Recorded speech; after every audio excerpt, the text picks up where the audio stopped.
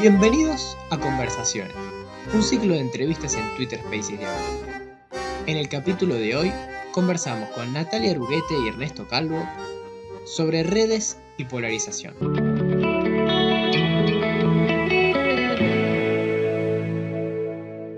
Natalia es doctora en comunicación, es profesora de la Universidad Nacional de Quilmes y la Austral, además es miembro del CONICET, ha publicado entre otras cosas sobre el rol de los medios y las redes sociales en la construcción de la agenda pública.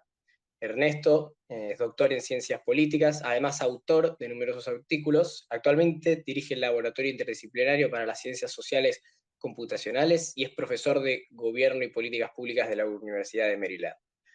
Juntos escribieron un libro que me fascinó y me encantó, que se llama Fake News, Trolls y Otros Encantos, publicado en Siglo XXI, en la editorial Siglo XXI, y la verdad que, bueno, es un gusto poder charlar acá con ustedes dos. Realmente gracias por sumarse.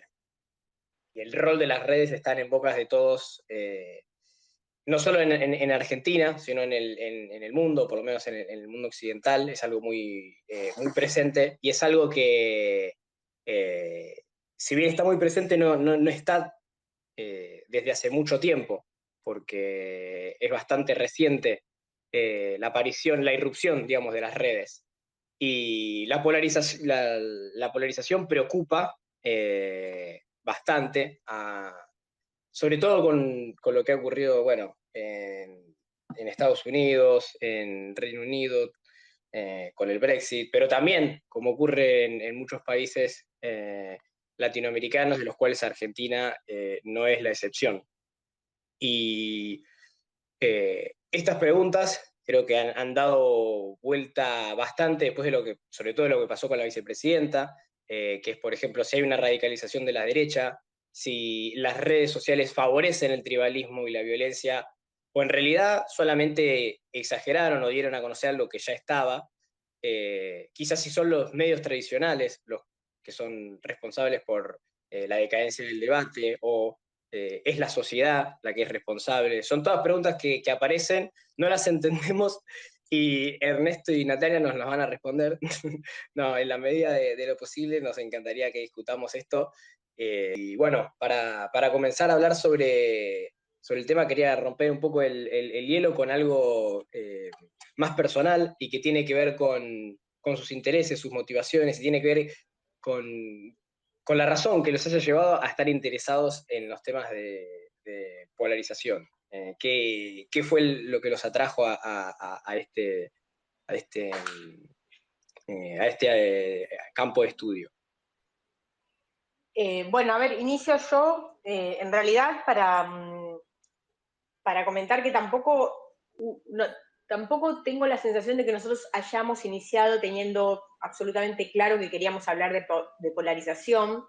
En alguna medida lo que intuitivamente nos fuimos proponiendo en un comienzo fue tratar de ver desde disciplinas distintas, digamos, él desde el análisis político y yo desde el análisis mediático, cómo se daba la relación entre distintos actores, entre estos actores el ámbito político, los grupos cada vez más heterogéneos y los medios en sus versiones digitales, cómo se daba esa relación en redes sociales.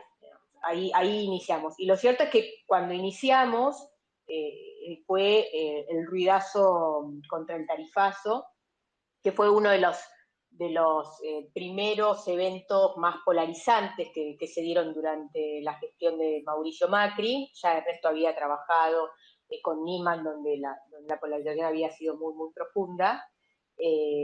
Y creo que se fue dando, digamos, en alguna medida, la mayoría de los eventos que nos atrajeron para analizarlos desde distintas cuestiones durante esa época eran eventos muy polarizantes que también nos llevaron a reflexionar cómo se daba esa dinámica dentro y fuera de las redes sociales, porque una de las hipótesis que siempre hemos mantenido es que no es que las redes sociales per se generan polarización, sino que en todo caso son un espacio más donde se disputa una polarización que no es solo política, sino que es además afectiva, y es en las redes sociales donde eso se despliega muy, muy claramente, ¿no?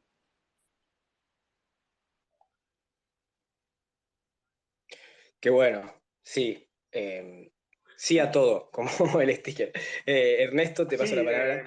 lo mismo que decía Natalia. Creo que para todos los que vinimos de ciencia política, las redes sociales fueron una especie de shock que nos obligó a repensar muchísimas cosas. Si cuando yo empecé ciencia política hace 30 años me hubieran dicho que las emociones importaban, creo que me hubiera reído, lo hubiera considerado algo, eh, digamos, muy, muy fuera de la política línea dura agonística que uno pensaba en los 80, 90. Entonces las redes sociales de pronto lo que trajeron fue un montón de usuarios que se activaban y que se activaban de una forma que antes no habíamos visto. Las movilizaciones, las marchas, incluso las marchas cuando uno las piensa, en general uno cuenta cabezas. Eh, el estado afectivo y el nivel de intensidad de la gente en la marcha a menudo es parejo. Uno siempre piensa toda la gente que está en las movilizaciones y que marcha como si fueran todos iguales, más allá de si uno tiró una piedra, uno tiró un botellazo, se activó, se energizó, gritó más o menos. En cambio, en las redes sociales son un área en la cual el nivel de discriminación entre los usuarios es gigantesco. Uno puede notar usuarios que son muy intensos, usuarios que son muy poco intensos, y de pronto detrás de todo eso aparece un tipo de perfil político de activación que es muy distinto con lo que habíamos visto antes. Entonces, a partir como dice Natalia, estos últimos años, entender qué es lo que hace que algunos mensajes que son polarizantes circulen más rápidamente o menos rápidamente en las redes sociales se volvió absolutamente central.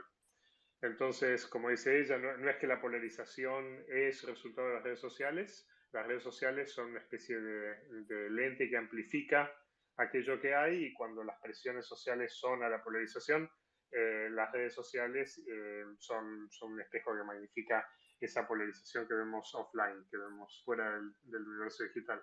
Pero ahora es imposible no estar estudiando las dos cosas juntas por el nivel de tirre, de agresividad que uno ve en las redes sociales, que está mucho más privatizado cuando uno ve cosas que no son online.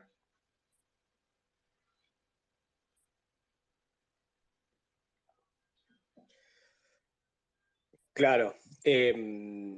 Bueno, con esto paso a una pregunta que es como muy introductoria también más para el tema, pero si quieren para hacerlo más dinámico, entonces sigamos con la lógica de que primero le queda la palabra a Natalia y después Ernesto de última. Natalia, si quiere, te pasa la palabra, pero la primera pregunta va con el tema de comprender la polarización.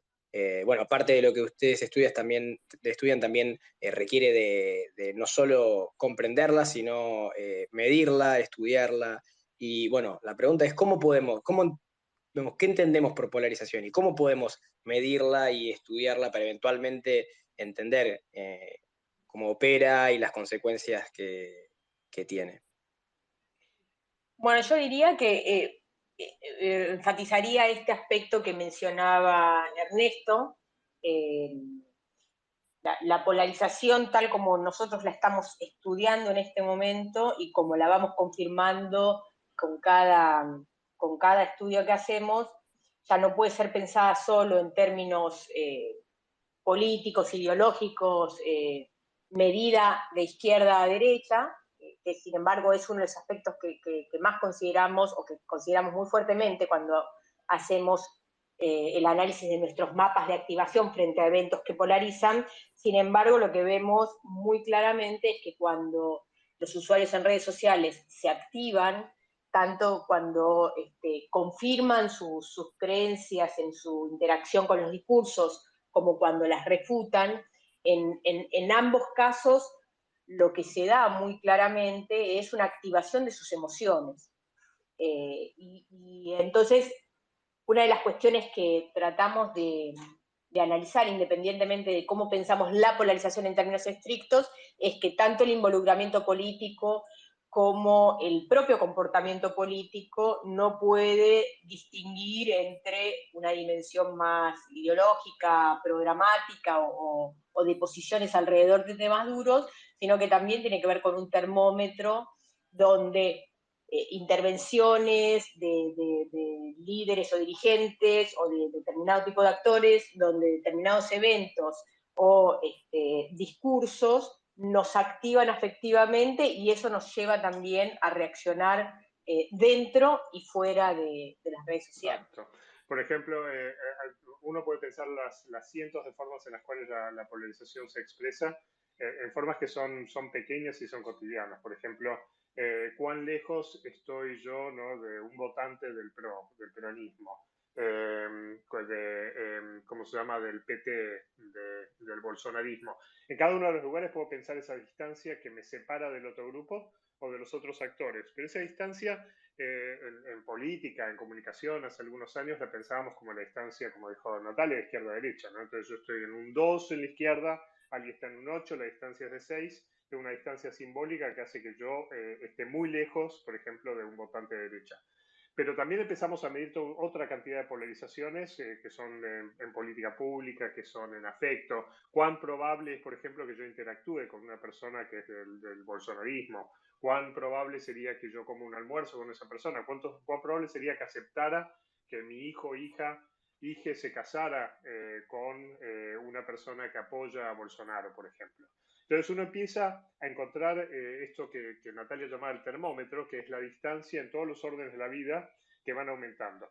Y que a diferencia de las distancias que uno observaba hace 15 o 20 años, también había distancias que no eran simplemente de distancia ideológica o de política pública. Pero estas distancias vitales entre los distintos grupos, ¿no? Es si uno come con un tío de la familia que apoya a Macri, a Bolsonaro, a Trump, ¿no? Pensando actores todos de derecha.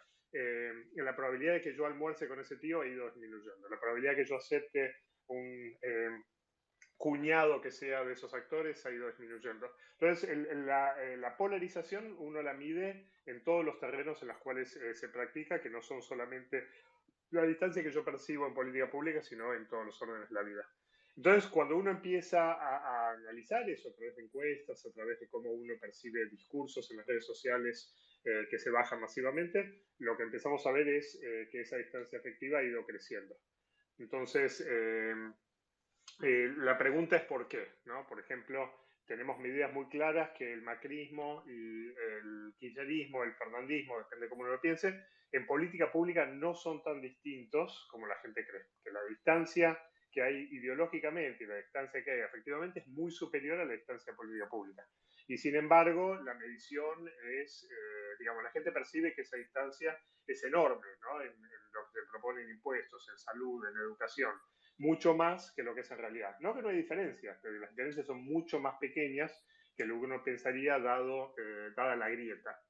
Entonces, cuando pensamos la polarización, lo que tratamos de hacer es entender todas estas dimensiones y cómo unas alimentan a las otras, cómo la percepción política pública, siendo muy polarizada, se alimenta de la percepción vital, afectiva, del posicionamiento ideológico. Y lo que ha ocurrido en todos los países que venimos analizando, no solo Argentina, es que estas dimensiones se han ido combinando y que el espacio se ha ido agrandando.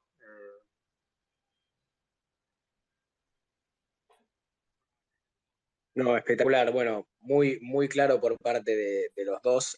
A mí me encantó cuando leí su libro, una cita muy interesante de que en realidad, sí, hablabas en el momento de macristas y kirchneristas, tienen muchísima más cercanía de la que en realidad creen en cuanto a las decisiones de política pública, y es algo que me interpeló.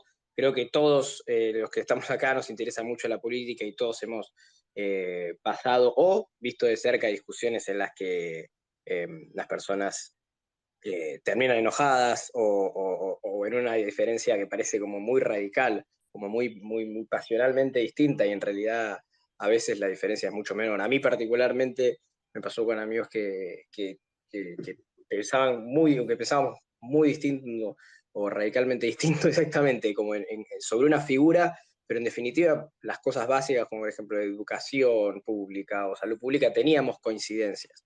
Y me sentí muy interpelado por este concepto que desarrollaban ustedes así también a nivel personal. Pero bueno, a pesar de eso, la polarización sí tiene consecuencias, como también ustedes explicaban, y me interesa ver, bueno, cómo se ha movido, cómo ha cambiado esto de la polarización en el tiempo también. Y sobre todo, bueno, más quizás pensando en, en el campo de estudio de Natalia, pero cómo ha sido dentro de las redes sociales. A ver, yo diría, nuevamente retomando algo que Ernesto mencionó hacia el final de su última intervención, eh, una de las consideraciones que vamos observando en el espacio offline y sobre todo en el espacio online es que los distintos aspectos que hacen a nuestra vida social y política se han ido alineando, ¿no? Y sobre todo esto lo vemos mucho en los grupos, en los colectivos más intensos, que son finalmente los que están eh, sobre representados en medios digitales o tradicionales, cuanto en redes sociales. Entonces, eh, se vuelve muy homogéneo, se vuelven muy sobre representados y muy intensos discursivamente aquellos grupos que son, no sé, antiderecho, antivacuna, libertarios, xenófobos, racistas, o sea, todo ese combo los vuelve tan homogéneos internamente que es una de las formas, eso que los estudiosos en Estados Unidos lo llaman sorting, que es una suerte de clasificación y realineamiento de distintos atributos en una única, en un único aglutinamiento que nos distingue y nos separa hasta polos que se vuelven absolutamente irreconciliables, es una plataforma muy propensa para generar estos sentimientos digamos, sentimientos positivos hacia todos los miembros que se incluyen dentro del grupo al que uno pertenece, y que además está eso muy potenciado por el sentimiento de pertenencia a ese grupo, no solamente por las ideas duras alrededor de temas de agenda, y por el contrario genera profundas aversiones hacia los miembros del grupo externo o del adversario, que toma más la imagen de un enemigo público que de un adversario, y donde uno de los sentimientos que más energiza en este punto y que más activa políticamente es el odio, ¿no? Entonces me parece que uno de los movimientos que fue habiendo es este de la clasificación, y creo que esto en redes sociales, dada la amplificación a la que se refería antes Ernesto, se ve aún más amplificado, precisamente porque los intensos están sobre representados, no porque sean los únicos que hablan en redes sociales, sino porque en parte producto de su intensidad política, pero además producto de lo que habilita la topología de las redes sociales, están sobre representados en el discurso y entonces pasan a acaparar la agenda y los encuadres que dominan una determinada burbuja. Sí, una cosa interesante, muy discutida este último tiempo, es por qué vemos burbujas y que se vincula directamente con esto y con cómo ha cambiado la polarización en las redes. Al principio, la idea de burbujas en redes sociales significaba que uno no escucha siempre voces que son consistentes con lo que uno cree, pero una de las primeras ¿cómo se llama?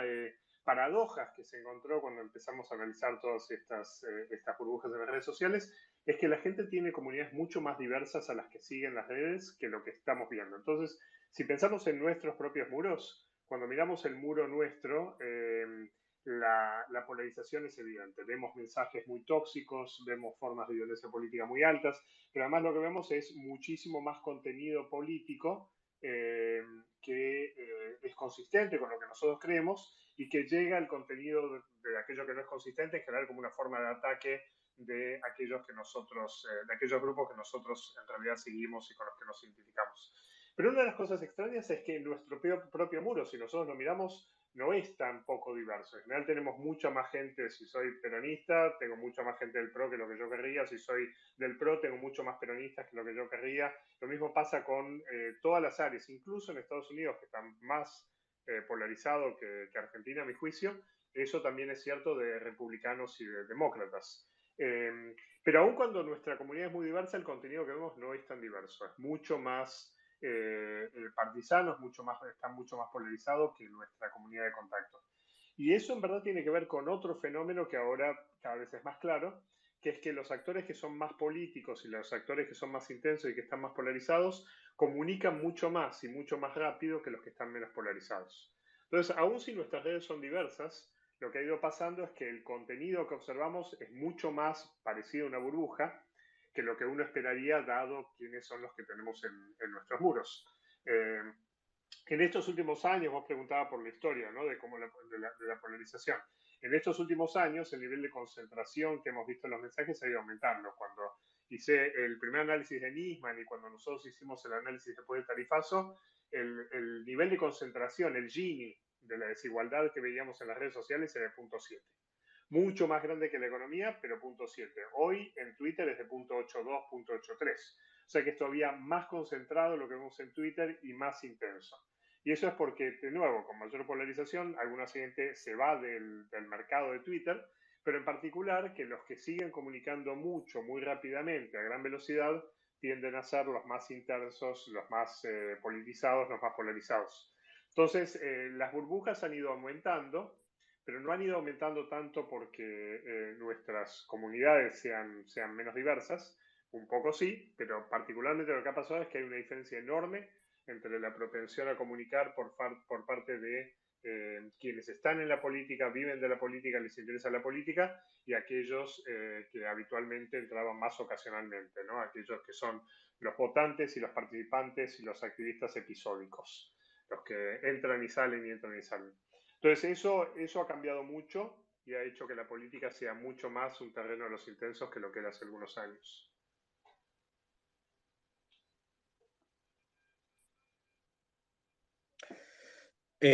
Muy claro. Un poco lo que me surge de esto, como pregunta también es, si ven algo de distinto particularmente en cómo se dio el proceso de polarización en Argentina respecto al proceso como se ha dado. Bueno, me sale naturalmente preguntar por Estados Unidos porque sé que es en donde han recopilado bastante data. A mí lo que me pareció muy interesante haciendo el máster y estando en contacto con personas de distintos países era que muchos se sorprendían de que en Argentina la polarización tuviera un nombre y era la grieta, que no era algo común, por lo menos entre los compañeros que tenía. Y mi duda es respecto a eso, ¿ven algo particular de cómo se ha dado la polarización en los últimos años en Argentina que no se ha dado en otros contextos? Mira, nosotros en los últimos años tuvimos la posibilidad de hacer política comparada en ese punto, en particular a comienzos de la pandemia, cuando pusimos en campo distintas encuestas con experimentos que incluían las redes sociales en distintos países. Arrancamos con un estudio de campo en 3 países en el mismo momento, que fueron México, Brasil y Argentina. Un aspecto que allí notábamos muy claramente es que Argentina no era el país más polarizado dentro de estos 3, mucho menos al comienzo de la pandemia, donde los niveles de consenso estaban mucho más articulados, no solo socialmente, sino sobre todo desde la dirigencia política, donde había una propuesta interpartidaria mucho más consolidada y articulada, cosa que después se fue, digamos, desdibujando, pero sí es cierto que uno de los aspectos que observamos durante la pandemia es que, por un lado, los niveles de polarización no habían alcanzado lo que observábamos en la prepandemia, o más específicamente en campañas electorales o en los eventos anteriores que habíamos mencionado y que están incluidos en el libro. Pero además de eso, lo que veíamos es que alrededor de consideraciones que tenían que ver directamente con la pandemia o con la campaña de vacunación, no era donde más se veían los niveles de polarización, sino que los principales niveles de polarización tenían que ver con cómo se aprovechaba determinado tipo de eventos que estaban inscriptos en la pandemia, pero que eran eventos más de política pública o más de responsabilizaciones alrededor de decisiones políticas, que tenían que ver, no sé, con las decisiones que se tomaban en las cárceles para evitar contagios masivos, con las decisiones que se tomaban respecto de la presencialidad o no presencialidad, con decisiones políticas que se tomaban respecto de, por caso Vicentín u otros, pero donde más se daban procesos de polarización con mucha activación por parte de la dirigencia política de los dos principales coaliciones o partidos que habitan en este momento la política argentina, eran en temas que no tenían directamente que ver con la pandemia. Lo que tenía que ver directamente con la pandemia estaba más comandado por grupos más periféricos o por dirigentes políticos muy específicos, que están muy disruptivos, pero que tampoco eran los que más estaban sobre representados como cosa mancomunada respecto de qué se hacía con la pandemia. Eso tuvo niveles más bajos de polarización. Niveles que sí vimos mucho más altos en México y en Brasil. Pero algo que quiero decir como última consideración de esto, para no ser demasiado larguera, es que un aspecto de la polarización afectiva que observamos es que influye en la propia interpretación y en el propio conocimiento que tenemos acerca de las realidades, de los eventos y del entorno que nos rodea, ¿no? Y entonces, uno de los aspectos que fue muy notable en esas encuestas que pusimos en campo en las tres países en forma contemporánea, fue que la percepción de riesgo que había sobre la pandemia se distinguía bastante, según los niveles de polarización de cada país, pero que se distinguía bastante entre aquellos que se sentían identificados con el oficialismo o con la oposición política, ¿no? Quienes estaban identificados con el oficialismo en Argentina o que eran votantes del peronismo, tenían mayor temor al riesgo sanitario, y quienes estaban identificados con la oposición tenían mayor temor al riesgo económico o a la crisis económica producto de la pandemia.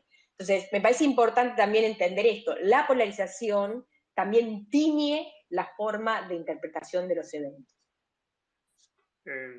Bueno, volviendo a lo otro que habías mencionado, una cosa distintiva de las redes en Argentina es que tienen mucho más contenido local y usuarios que conocen lo que pasa localmente que algunas otras redes. Entonces, cuando uno piensa, por ejemplo, en las redes de Estados Unidos con el trumpismo y con los demócratas, hay muchísimos operadores extranjeros, no solamente la derecha por ejemplo, el Reino Unido es muy activa en los mensajes que circulan en el ala republicana en Estados Unidos. Y lo mismo pasa con el laborismo inglés y los demócratas. Hay muchísima participación también de servicios, de cuentas falsas que están activas en Estados Unidos y que tienen mucho conocimiento, pero que vienen de afuera de Estados Unidos. En cambio, en Argentina eso no pasa. Todas las cuentas que tenemos que son muy activas en la política, muchas de esas pueden ser cuentas anónimas, falsas,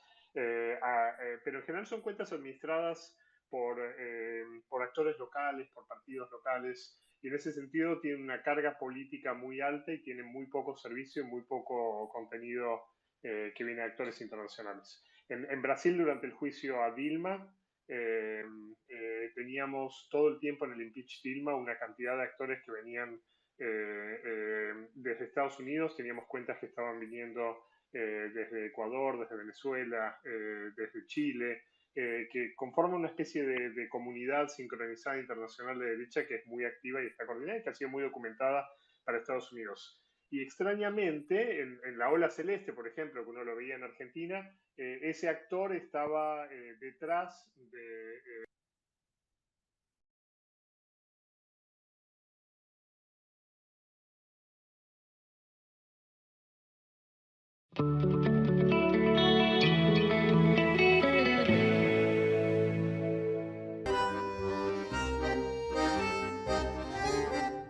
Conversaciones en Twitter Spaces es el podcast de Abro Hilo.